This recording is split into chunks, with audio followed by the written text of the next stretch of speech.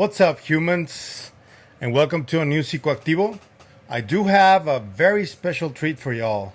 So let's get to it. I don't know if you are aware that I am good friends with the director of The Secret of Dr. Grinberg. His name is Ida Cuellar. He's a documentary filmmaker from Barcelona, and we go back and forth. We're planning something together that I can't really say much about right now in public, but I hope that it gets to movie festivals and all that stuff because it is a big project. He spoke to me yesterday. We're gonna have an interview next week, and he sent me some material that has never been seen before in festivals or anything. And it's interviews and material from that documentary of people that nobody had ever seen before. It's a 27 minute clip that it's in Spanish.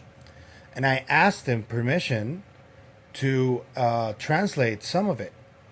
So what I did was, and what I'm going to do today is, I am going to first give you the subtitled version of this material, and then at a later time I am going to make a full-on dubbed piece of the small clips that I got, because he gave me permission to just use a few clips, and that's what I'm gonna do. The first clip is arguably one of the most incredible and unbelievable aspects of Dr. Jacobo Grinberg's visit with Pachita, who spent about 2 years with her, studying her and making surgeries with her and trying to understand how she did what she did. Because as a scientist with his scientific brain, he always tried to understand from the materialistic point of view how Pachita was able to do what she did. And this is more people who have firsthand knowledge of what Pachita was capable of doing. There is his last disciple who speaks with Ida Cuellar on the documentary about Pachita. He speaks about one of the procedures that had to do with vertebrae replacement, which today is impossible, but she did it back then. That's what they claim. So I am going to play this to you guys so you can see what we mean. This is what Pachita did with vertebrae and the surgeries that she performed. Here it is. Me tocó ver operaciones de espalda, operaciones de pulmón. Cambios de vértebras eran muy seguidas, eran muy comunes. Hoy en día no se puede cambiar una vértebra. ¿Cómo vas a sacar una vértebra así? ¿Y qué pasa con todo el cordón nervioso que pasa por el centro? Lo cortas y la dejas a la persona muerta o inmóvil. No puedes. Pues ella sí lo hacía. Quitaba una vértebra y metía otra. Y con la cacha del cuchillo le golpeaba para que se acomodara en su lugar. Como si fuera un martillo. Cómo me acuerdo de eso. Era muy común esa operación. Operaba cosas que en aquel momento eran inoperables. Operaba pulmones, operaba el cerebro. Te abría sin ningún mayor complicación. Los pacientes, a diferencia de la medicina alópata, no se le morían. Fuimos a las primeras visitas para las preparaciones para operaciones y todo eso. Y la noche de operaciones llegamos y ahí aparece Jacobo. Nos sorprendió mucho porque nadie sabía a dónde andaba. Pero él había estado ahí 1 año trabajando con Pachita de todas las noches, las operaciones, consultas, todo eso. Sí, y nos ayudó en todo lo que fue la experiencia. Ay, es que no se puede creer. Mira, una amiga tenía algo con una vértebra en medio de la espalda. Pachita sacó su cuchillo largo, lo ponía como apuntaba para arriba y luego para abajo y se hacía un corte así. Nada de anestesia, nada. Todo abrió, ¿no? Poniendo las manos, todo abrió así. Y se podía ver toda la columna, los músculos, las venas, todo. Y luego Pachita sacó la vértebra y lo pasó al amigo de ella, de la operada, y le dio otra y dijo, ahora ponlo tú. Entonces se agarró la vértebra, lo puso y Pachita hizo con su cuchillo y quedó en su lugar. Luego se ponía las manos y cerraba, solito. Luego se echaba alcohol y la envolvieron en una sábana y la llevaron a otro cuarto en un piso de tierra. Y ahí la dejaron para descansar. So you can understand why pretty much nobody would believe what Pachita did right now, today. No doctor would believe this. And yet, Jacobo was a doctor. He was a PhD in neurophysiology. He also didn't believe at first. There's another part of the clip that I left out because you guys need to go check out that clip, that 26-minute video where they explain when Jacobo met Pachita. It was in Los Pinos, which is the Mexican equivalent of the White House, but in Mexico. Jacobo was trying to get funding for his experiments in his lab and to found the Mexican Institute of Consciousness, which he eventually did. But the fact that he was already getting funding from the president at the time should already tell you more than enough of how important and how highly regarded Dr. Grinberg was in Mexico. He did get the funding, he did found the Mexican Institute of Consciousness, but this tale about how he met Pachita, everybody tells the same story, that when they introduced him to Pachita inside of Los Pinos, she was being followed by all the animals around the place. Because Los Pinos is like a massive park filled with squirrels and birds and all kinds of stuff. And when Pachita approached Dr. Grinberg, all of the animals were following her and surrounding her. The explanation I have for this is that this is a person with such a high Syntergy in her brain and such a developed Caudate Putamen or Caudate nucleus that she was already able to manipulate reality around her, which is something that happened to me, environment manipulation. But she had it like already controlled and on the highest possible level. I was talking to my friend Toby Martinez, I think it was yesterday. He was asking me about Carlos Castaneda and Don Juan Matus, who is the famous shaman from the first book and the second and the third book of Carlos Castaneda's Las Enseñanzas de Don Juan. Teachings of Don Juan is the first one. He asked me if it was possible that Don Juan existed. Unfortunately, there is no real evidence that he actually existed. What I think happened is that Carlos Castaneda went on a trip to visit all of these shamans from the north of Mexico. And the shamans, they did not allow him to use their names. So Castaneda did like an amalgamation of all these shamans and created Don Juan. That is what I think had happened, but there are some accounts of people who worked with Jacobo and met Castaneda who claim that Don Juan was actually real, but I have no idea to prove that either way. So that's the evidence that we have right now, but I am going to embark in an investigation to either prove or disprove Don Juan's existence. But a shaman that did exist is Pachita, and to my knowledge, she is the most powerful shaman that we have recollection of. There's another clip that is a little longer where they talk about how Jacobo Grinberg met with some opposition within his own mind and within the scientific community, because what he studied with Pachita completely challenged the scientific status quo.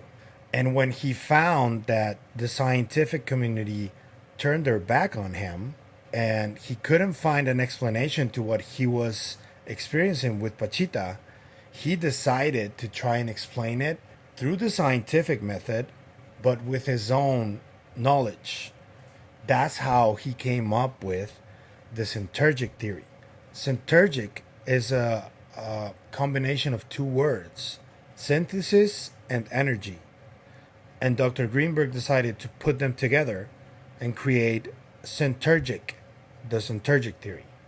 And this is an explanation from people who worked with him and knew him, and people who are investigators and people who are renowned consciousness studies experts in Mexico, who attempt to explain what the Syntergic Theory is about and what Pachita taught Dr. Grinberg. So here it is. O sea, para Jacobo yo siento que fue un momento en el que rompe con los cánones científicos, porque dice, si los cánones no dan para explicar esto, ¿de qué nos sirven, no? Tengo que explicarlo de alguna manera a través de mi ciencia o de lo que yo sé, ¿no? Entonces yo creo que ese fue un punto crucial en la vida de Jaco y de su investigación, ¿no? Porque lo lleva a otros mundos e incluso la teoría que era incipiente pues empieza así como a tomar en cuenta al universo completo. Precisamente con base en estas y otras experiencias que compartió con muchos diferentes agentes de ese mundo chamánico mexicano, empezó a tratar de orientar su investigación científica hasta que elaboró una teoría que él denominó la teoría sintérgica, que tenía por objetivo el tratar de comprender la carencia de locación espacial de la conciencia y de los fenómenos mentales en términos generales, ¿no? Esta teoría a él le permite explicar lo que yo llamo en un artículo los milagros, vamos, ¿no? O sea, decir, ¿qué sucede? ¿Por qué hay un milagro? ¿Por qué hay una curación? ¿Por qué alguien que está enfermo ya no está enfermo? De repente, sin haber habido ninguna intervención quirúrgica ni medicamentos de laboratorio. O sea, esa, digamos, sería una pregunta. ¿Por qué? ¿Qué sucede ahí? ¿Verdad? Entonces, creo que la teoría de Grinberg explica qué sucede. O sea, y él explica que para que exista esta curación, ¿no? Él habla de la constitución neuronal, ¿no? Del cerebro de un chamán que él dice opera en una esfera de alta sintergia. O sea, son mentes o cerebros que están operando en un nivel que él llama, entre otros términos, ¿no? La latice, por ejemplo, ¿no? O sea, donde el cerebro está unido, está accionando el espacio y el tiempo. Está manejando esto, ¿verdad? Y por eso puede, en el caso de Pachita, entrar a un cuerpo. Entrar a un cuerpo. Puede entrar a un cuerpo y sacar algo del cuerpo y meter algo del cuerpo. O sea, la materia, ¿qué está sucediendo con la materia? Bueno, pues todo eso es lo que está estudiando, lo que se está explicando, qué está sucediendo, ¿verdad? Siento que muy ambiciosamente empieza a hacer investigaciones que pudieran demostrar, ¿no? que había esta interacción. Por lo tanto, si había esta interacción entre el universo y un cerebro, pues había interacción entre todos los cerebros, ¿no? O sea, así como él vio el cielo estrellado y vio que podía ser una matriz, pues también los cerebros de los seres humanos forman una matriz. Entonces, ¿cómo demostrar que mi cerebro y tu cerebro están conectados, por ejemplo? Pachita, pues lo demostró a Jacobo que en esta ilusión es posible materializar. O sea, algo puede enfocarse en que algo sea más encefálica, o un corazón, o pulmones, y se materializa una forma. Porque hacía que de la nada aparecieran, ¿no? Así es. Eso es un nivel de materialización. Pero si en el intento lo que buscas no es forma, sino solo lo que llamamos energía, pues estamos hablando un poco del prototipo, o sea, es posible materializar energía de la nada. Aparentemente de la nada, esa es la cuestión, no es de la nada. Es un sistema de referencia más amplio. O sea, si yo me centro en la computadora y se me olvida que tengo una conexión a internet, voy a decir, oye, esta computadora materializa videos y materializa música. No, espérame, tiene una conexión más amplia, a un yo más amplio, que ahora entendemos y se llama internet. Pero esto ocurre en todo el universo. Entonces hay una mente más allá de la que tiene estos videos. Entonces desde ahí se puede materializar energía y forma. Pachita sabía cómo hacer eso y Jacobo entendió. Ese es la nube y yo no estamos separados. La montaña y yo no estamos separados. Es parte de este entramado de la realidad, el que conocen los hombres de conocimiento. Y cuando logro esta integración con el todo, que es una parte muy profunda de los toltecas, que el universo es un espejo nuestro, pero entonces se abren capacidades que son sorprendentes, porque creemos que estamos separados y pues yo no tengo ninguna relación con la nube, pero yo soy parte del universo. Cuando yo veo una estrella, la estoy viendo porque ya está la estrella dentro de mí, ya es una conciencia. Esto los astrólogos además saben, que el descubrimiento de los planetas no es una cuestión tecnológica, sino que se junta la conciencia y se descubre el cosmos, ¿no? Okay, that was a bit of a long one. I do apologize in advance for people who are listening to the podcast. You're gonna have to watch the video. I did upload the video on Spotify too, so there's subtitles in it. It is really well explained. I subtitled it myself. So take a look and let me know what you think. What do you think about Pachita? What do you think about these abilities and how I am coming up with a theory now of my own, which has to do with the findings of Dr. Garry Nolan inside the brain. He found how developed the Caudate Putamen was, and Dr. Grinberg has been talking about the Caudate Putamen in his books for many years.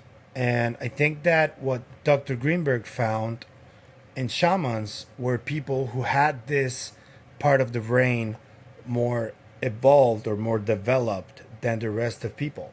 And I think that one of the ways to make this part of the brain more developed is either through near-death experiences. Don't try it at home, please. Please don't. Contact with NHI or with these objects.